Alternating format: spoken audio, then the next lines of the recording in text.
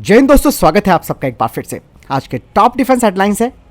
भारतीय सशस्त्र बल अब आने वाले वर्षों में 91 इजरायली हेरॉन मार्क 2 ड्रोन को हासिल करेंगे। इनका निर्माण पूरी तरीके से मेक इन इंडिया इनिशिएटिव के तहत होगा। भारत और ब्रिटेन की सुरक्षा संबंधों को बड़ा हुआ। यूके का कैरियर स्ट्राइक ग्रुप 2025 में हिंद महासागर में तैनात किया जाएगा। बेल और IIT दिल्ली ने डीप टेक रिसर्च में सफलताओं को भारतीय नौसेना के लिए उत्पादों में बदलने के लिए एक MOU पर साइन किए। इंडोनेशिया के साथ ब्रह्मोस डील अब पूरी होने वाली है। इसके अलावा 3 और देशों के साथ बातचीत चल रही है। भारतीय नौसेना को अपना पहला made in India 36010 male drone मिला। मालदीव के राष्ट्रपति ने चाइना के BRI प्रोजेक्ट की तारीफ, कहा कि हमारा सबसे करीबी साझेदार है चाइना। बढ़ते हैं पहले डिफेंस अपडेट की तरफ। दोस्तों, जनरल इलेक्ट्रिक ने अब भारत में F404 इंजन की डिलीवरी शुरू कर दी है और इनका उत्पादन उन्होंने बढ़ा दिया है। दरअसल काफी महीनों के बाद आखिरकार भारत के स्वदेशी तेजस लड़ाकू विमानों के लिए F404 GE IN20 इंजन अब मिलने वाले हैं। हालांकि इन्हें 2023 से मिलना था, लेकिन जनरल इलेक्ट्रिक एरोस्पेस की CEO की तरफ से बयान आया है कि 18 महीनों के बाद हम इनका उत्पादन फिर से शुरू करने के लिए तैयार हैं, क्योंकि सप्लाई चेन में कई तरीके की चुनौतियों का सामना करना पड़ रहा था। हालांकि यह भारत के लिए एक बड़ा झटका जरूर था, लेकिन अब भारत की जो महत्वाकांक्षी लड़ाकू कार्यक्रम है, यानी कि फाइटर जेट प्रोग्राम है, अब ये उसके लिए एक महत्वपूर्ण संकेत है। F404 इंजन तेजस मार्क 1A वेरिएंट को पावर देगा और इसके आने का मतलब यह है कि अब इनका जो उत्पादन है फाइटर जेट्स का, वो पूरी गति से शुरू होगा। भारत की जरूरतों को पूरा करने के लिए GE ने हर साल 20 इंजनों को लक्षित करने वाली एक रैंप अप योजना को तैयार किया है। चलिए बढ़ते हैं नेक्स्ट अपडेट की तरफ। दोस्तों, भारत ने आखिरकार अपना एक हाइब्रिड टैंक तैयार कर लिया है, जिसका नाम अर्थव रखा गया है और इस टैंक में T-72 और T-90 की क्षमताएं होंगी। भारत जो कि अपनी बख्तरबंद युद्ध क्षमताओं को लगातार बढ़ा रहा है, ऐसे में भारतीय सेना ने एक हाइब्रिड टैंक तैयार किया है और इस टैंक की जो बॉडी है वो T-72 की है और इसका जो टरट है वो T-90 भीष्म का है। और यह हाइब्रिड टैंक किसी चमत्कार से कम नहीं है, जिसका भारत ने पिछले साल परीक्षण भी किया था। ये जो नया टैंक है दोस्तों, वो अपनी पावर, अपनी चपलता और कटिंग एज टेक्नोलॉजी का एक अच्छा खासा मिश्रण पेश करता है। और अर्थव टैंक की विशिष्ट विशेषताएं T-72 टैंक का हल और T-90 टैंक का टरट है। और ये दोनों ही टैंक दोस्तों आप सब जानते हैं कि बैटल प्रूवन टैंक कहे जाते हैं। और अब ये जो अर्थव है वो इन दोनों टैंकों की ताकतों का फायदा उठाएगा, जिसका परिणाम ये एक दुर्जय हाइब्रिड टैंक बन जाएगा। इस तरीके के इंटीग्रेशन के बाद इस टैंक के पैरामीटर में भी कई तरीके के बदलाव आए हैं। इसके इंजन की पावर 780 हॉर्स पावर है, लेकिन टैंक का वजन 2 टन बढ़ गया है। दरअसल T-90 टैंक के 1000 हॉर्स पावर के इंजन का उपयोग न करना एक खामी यहाँ पर मानी जा सकती है, लेकिन अर्थव और कई मायनों में इन टैंकों से बेहतर है। अगर आप कंपैरिजन भी करते हैं T-72 और T-90 का अर्थव से, तो T-72 जिसमें कि 780 हॉर्स पावर का इंजन है, तो T-90 में 1000 हॉर्स पावर का, लेकिन अर्थव में 780 हॉर्स पावर का इंजन है। वजन की बात करें तो T-72 का वजन 43.8 टन है, तो T-90 का 46.5 टन और अर्थव का जो वजन है वो 45.8 टन है। इसके अलावा पावर टू वेट रेशियो की अगर बात करते हैं तो T-72 का 7.8, T-90 का 21.8, अर्थव का 17.3 है।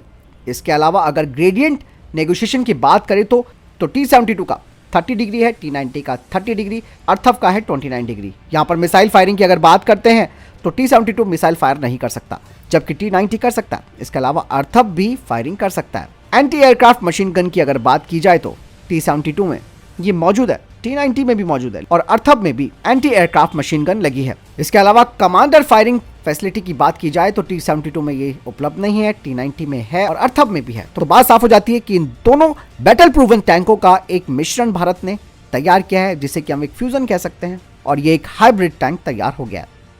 चलिए बढ़ते नेक्स्ट अपडेट की तरफ, जो कि LCA तेजस मार्क 1A फाइटर जेट को लेकर आ रही है। एरोनॉटिकल डेवलपमेंट एजेंसी और Hindustan aeronautics limited light combat aircraft LCA तेजस मार्क 1A के लिए नेक्स्ट जनरेशन की टेक्नोलॉजी को विकसित कर रही है, जिसके तहत LCA तेजस MK-1A फाइटर जेट में आर्टिफिशियल इंटेलिजेंस और इलेक्ट्रॉनिक पायलट सिस्टम सहित अत्याधुनिक कटिंग एज टेक्नोलॉजी शामिल करना है।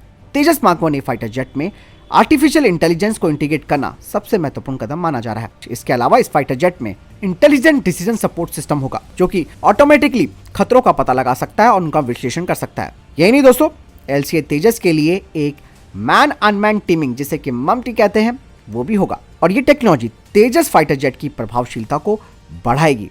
इसके अलावा तेजस मार्क 1A में नेक्स्ट जनरेशन के एवियोनिक्स और फ्लाइट कंट्रोल कंप्यूटर्स भी लगे होंगे और इन एडवांस सिस्टम से हाई डेटा प्रोसेसिंग बैंडविड्थ भी मिलेगी, जो कि नेटवर्क सेंट्रिक वॉर के लिए काफी महत्वपूर्ण होगा। बढ़ते नेक्स्ट अपडेट की तरफ। भारतीय सशस्त्र बलों को आने वाले वर्षों में 91 इजरायली हेरॉन MK2 ड्रोन मिलने वाले हैं। ये यूएवी पूरी तरीके से या फिर आप समझिए आंशिक रूप से भारत सरकार के मेक इन इंडिया के तहत भारत में निर्मित होंगे और ये डील 30,000 करोड़ रुपए की होगी, जिसमें कि सेना को 27, वायुसेना को 42 और नौसेना को 22 ये ड्रोन्स मिलेंगे। बता दें कि इजरायली एरोस्पेस इंडस्ट्री इस प्रोजेक्ट में एक भारतीय भागीदार को चुनेगी, जो कि इनका स्थानीय स्तर पर निर्माण करेगा और हो सकता है इसमें HAL या फिर अडानी या फिर और कोई भी हो सकता है। हेरॉन MK2 का इंड्योरेंस टाइम 40 से अधिक घंटों का है और ये 35,000 फीट की ऊंचाई पर उड़ान भर सकता है और 500 किलोग्राम का वजन उठा सकता है। इसके अलावा ये पर्याप्त और सुरक्षित दूरी से अलग अलग लक्ष्यों की निगरानी के लिए अलग अलग प्रकार के पेलोड ले जा सकता है। और इंडियन आर्म फोर्सेस 200 साल 2000 से ही इजरायली एरोस्पेस इंडस्ट्रीज के बने ड्रोन का इस्तेमाल कर रही है, जिसमें कि सर्चर MK1 और 2, इसके अलावा हेरॉन मार्क 1 शामिल है। हाल ही में इंडियन एयरफोर्स ने 2023 में 4 हेरॉन मार्क 2 को भी शामिल किया। ये दोस्तों काफी अच्छी खबर जरूर हो सकती है, क्योंकि हमारे लगभग 90% जो विदेशी UAV हैं वो इजराइल के हैं, इसीलिए पार्ट्स और रखरखाव का कोई तनाव नहीं होगा, क्योंकि ये पहले से ही भारत में बनाए गए हैं और अब भी यहीं बनाए जाएंगे। लेकिन इसी के साथ दोस्तों जो हमारा तापस प्रोग्राम है उस पर अब थोड़ी परेशानी दिख रही है। कई लोग अब ये कह रहे हैं कि DRDO का आर्चर NG एक संयुक्त उद्यम के अलावा और कुछ नहीं है, यानी कि जॉइंट वेंचर के अलावा ये कुछ नहीं है, जो कि इजरायली एरोस्पेस इंडस्ट्री और भारत के DRDO का जॉइंट वेंचर है। लेकिन आर्चर के जो पोस्टर हमने अभी तक देखे हैं उसमें लिखा है कि ये स्वदेशी रूप से डिजाइन किया गया है और अलग अलग भारतीय कंपनियों के साथ इसे बनाया जा रहा है। इसके अलावा आर्चर NG की पहली उड़ान अगले कुछ महीनों में भी होने वाली है। लेकिन मुद्दा यह है कि Archer NG ditto heron MK2 की तरह ही दिखता है। वहीं दोस्तों भारत आने वाले वर्षों में स्टेल्थ, स्विफ्ट और घातक UCAV को छोड़कर भारत के पास कोई स्वदेशी मेल क्लास का UAV नहीं है। भारतीय सशस्त्र बलों को ड्रोन की सख्त जरूरत है और वे तापस की जगह लेने के लिए DRDO पर निर्भर नहीं रहेंगे, जिसको वो दशकों से तैयार कर रहे हैं। बात साफ हो जाती है कि स्पीड, क्वालिटी और कई सारे मुद्दे जो हैं उसकी वजह से जॉइंट वेंचर भारत जरूर कर रहा है, खास करके अपने परम मित्र इजराइल के साथ। लेकिन हम खुद का मेल क्लास का UAV इसे तैयार करने में हमारी दिक्कतें क्यों हो रही है? इंजन भी हमको इतना टाइम से अभी तक हम बना नहीं पाए, मेल UAV की बात भी कर रहे हैं तो वो भी अब यहाँ पर दिक्कतें आ रही हैं। इसमें आपका क्या कहना है मुझे कमेंट सेक्शन में लिखकर जरूर बताइएगा। बढ़ते नेक्स्ट अपडेट की तरफ। दोस्तों भारतीय नौसेना के लिए अडानी ग्रुप ने एक नया ड्रोन तैयार किया है और इसका नाम दृष्टि 10 स्टारलाइनर ड्रोन है। इसे आज अडानी डिफेंस ने इंडियन नेवी को सौंपा है और इस ड्रोन के शामिल होने के बाद इंडियन नेवी की ताकत और बढ़ जाएगी, क्योंकि दोस्तों भारतीय नौसेना एक बैटल रेडी नौसेना मानी जाती है और ये जो ड्रोन है वो काफी एडवांस है। दृष्टि 10 की अगर बात की जाए तो ये ड्रोन एडवांस इंटेलिजेंस, सर्विलांस और टोही मिशन कर सकता है। इसके अलावा दृष्टि 10 स्टारलाइनर 36 घंटों तक उड़ान भरने में सक्षम है। ये 450 किलोग्राम का पेलोड ले जा सकता है। इसके अलावा इस स्वदेशी ड्रोन को स्टैंग 4671 सर्टिफिकेट भी मिला है। इसकी सबसे बड़ी खास खूबी ये है कि ये किसी भी मौसम में और किसी भी स्थिति में उड़ान भर सकता है। ये एक साथ 2 तरीके की उड़ानें कर सकता है। ये भारतीय नौसेना की समुद्री निगरानी को बढ़ाने में काफ़ी मदद करेगा। कहा जा रहा है कि भारतीय सेना भी इन ड्रोन्स को खरीदेगी। चलिए बढ़ते हैं नेक्स्ट अपडेट की तरफ। दोस्तों general Electric aerospace and defence president ने कहा है कि जनरल इलेक्ट्रिक अब जल्द ही भारत को F414 इंजन की जो डिटेल टेक्निकल प्रपोजल है उसे शेयर करेगा, ताकि भारत में इसकी मैन्युफैक्चरिंग यूनिट बनाई जा सके HAL के साथ मिलकर। इसके अलावा उन्होंने कहा कि स्कोप ऑफ टेक्नोलॉजी ट्रांसफर जो भारत को की जा रही है वो 80% है, जो कि अमेरिका के जो फॉरेन पार्टनर्स हैं उनकी तुलना में काफ़ी ज़्यादा है। इसके अलावा कहा जा रहा है कि इंजन का निर्माण और जो कंपोनेंट्स हैं उनके एक्सपोर्ट का राइट भी भारत को मिल सकता है। साथ ही उन्होंने बताया कि जनरल इलेक्ट्रिक भारत में सप्लाई चेन और जो रिसोर्सेस है वो भी प्रदान करेगा, ताकि इन इंजनों का को प्रोडक्शन इंडिया में हो सके।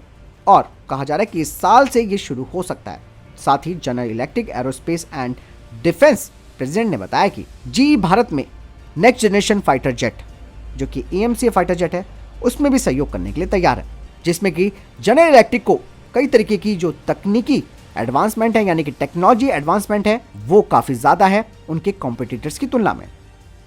बढ़ते हैं नेक्स्ट अपडेट की तरफ। दोस्तों कुछ अपडेट सामने आई है जिसमें यह कहा गया है कि भारतीय वायुसेना के 100 Su-30 फाइटर जेट्स पूरी तरीके से अपग्रेड किए जाएंगे एक बार अगर ये कॉन्ट्रैक्ट साइन हो जाता है। जो बाकी के 160 एयरक्राफ्ट हैं वो बैचेस के माध्यम से अपग्रेड किए जाएंगे। बता दें कि इसका वर्क शेयर 1200 करोड़ रुपए का होगा, जिसमें कि स्टार्टअप्स और प्राइवेट इंडस्ट्रीज भी इसके डिज़ाइन और डेवलपमेंट फेज में काम करेंगी और HAL इस पूरे प्रोग्राम का लीड सिस्टम इंटीग्रेटर होगा। इसके अलावा DRDO की जो डिफेंस पब्लिक सेक्टर्स फर्म्स और जो प्राइवेट इंडस्ट्रीज हैं वो भी HAL को सपोर्ट देंगी और आखिर में जो भारतीय वायुसेना है वो इस पूरे प्रोजेक्ट का की ड्राइवर होंगी और इस प्रोजेक्ट के लिए वो एक टीम बनाएगी जिसमें कि project monitoring, software development, flight testing और मूल्यांकन शामिल है। तो फिलहाल ये थे अभी तक के टॉप डिफेंस अपडेट्स। वीडियो के समझने में कोई प्रश्न, जवाब या आपका कोई सवाल है कमेंट सेक्शन में लिखकर जरूर पूछ सकते हैं और वीडियो को लाइक और शेयर जरूर कीजिएगा दोस्तों, कमेंट भी कीजिएगा। जय हिंद, वंदे मातरम।